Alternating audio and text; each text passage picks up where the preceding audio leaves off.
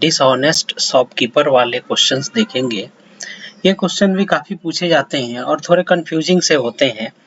हमारी कोशिश होगी कि हम आपको इजी से इजी मेथड से आपको हम बता सकें। पहले क्वेश्चन की ओर देख चलते हैं। कहता है a dishonest shopkeeper promises to sell his goods at its cost price, but he uses 960 gram weight instead of 1 kg. Find his profit percent. तो देखिए क्या है कि 1 केजी बेचता है लेकिन 960 ग्राम वेट यूज करता है और क्या कहता है शॉपकीपर, कहता है कि जितने में हमने खरीदा है, जो हमारा कॉस्ट प्राइस है, उसी में हम आपको बेच रहे हैं। अब देखिए क्या है, इस तरह के क्वेश्चंस को करने के लिए क्या है कि हमें केजी में दिया है, यानी 1000 ग्राम में दिया है, तो हम क्या करें कि इसका जो है सेलिंग प्राइस और कॉस्ट प्राइस दोनों इक्वल है। तो हमने मान लिया कि इसका जो सेलिंग प्राइस है वो 1000 रुपीज है। ऐसा इसीलिए एज्यूम किया ताकि इससे क्या है कि क्वेश्चंस को करने में आसानी रहेगी। ठीक है, जहां अगर केजी में दिया रहेगा वहां पर हम क्या करेंगे, कॉस्ट प्राइस या सेलिंग प्राइस को 1000 रुपीज मान लेंगे, या जहां पे केजी में नहीं होगा वहां हम 100 ग्राम मान लेंगे। ऐसे करके क्वेश्चंस को करेंगे। तो हमने मान लिया कि कॉस्ट प्राइस 1000 है या सेलिंग प्राइस 1000 है, क्योंकि कॉस्ट प्राइस और सेलिंग प्राइस दोनों सेम है। अब क्या है कि 1000 ग्राम का वो आर्टिकल है और उसमें क्या करता है दुकानदार 960 ग्राम ही देता है ग्राहक को, कस्टमर को। तो यानी कि एक्चुअल में उसने कितना दिया, 960 ग्राम दिया, यानी एक्चुअल में उसके पैसे कितने, कॉस्ट प्राइस उसका कितना लगा।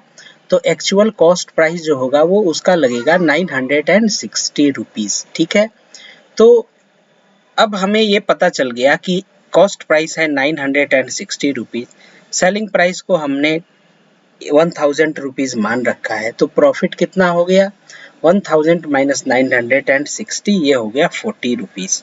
तो प्रॉफिट परसेंट क्या होगा, प्रॉफिट परसेंट होता है profit upon cost price multiplied by 100, यानी 40 ग्राम जो प्रॉफिट 40 रुपए ये क्या है, प्रॉफिट है। और कॉस्ट प्राइस क्या है, कॉस्ट प्राइस अब 960 रुपीज हो जाएगा, क्योंकि 960 ग्राम ही बेच रहा है, 1000 कॉस्ट प्राइस नहीं रह जाएगा, मल्टीप्लाइड बाय 100। ये कितना आ जाएगा, इसको सॉल्व करेंगे, 0 से 0, 4 से ये 96 जाएगा, तो 24 नीचे डिनोमिनेटर में आएगा। 100 अपॉन 24, इसको हम फ्रैक्शन में बदलेंगे तो क्या आएगा, 4 इंटू 1/6%। कौन सा ऑप्शन करेक्ट है, ए ऑप्शन इज करेक्ट। अब आइए सेकंड क्वेश्चन को देखते हैं। सेकंड क्वेश्चन कहता है a dishonest grocer sells rice at a profit of 10% and also uses weight which are 20% less than the market marked weight. The total gain earned by him will be. तो यहाँ पर क्या है, wait 20% less use करता है और 10% का profit भी लेता है।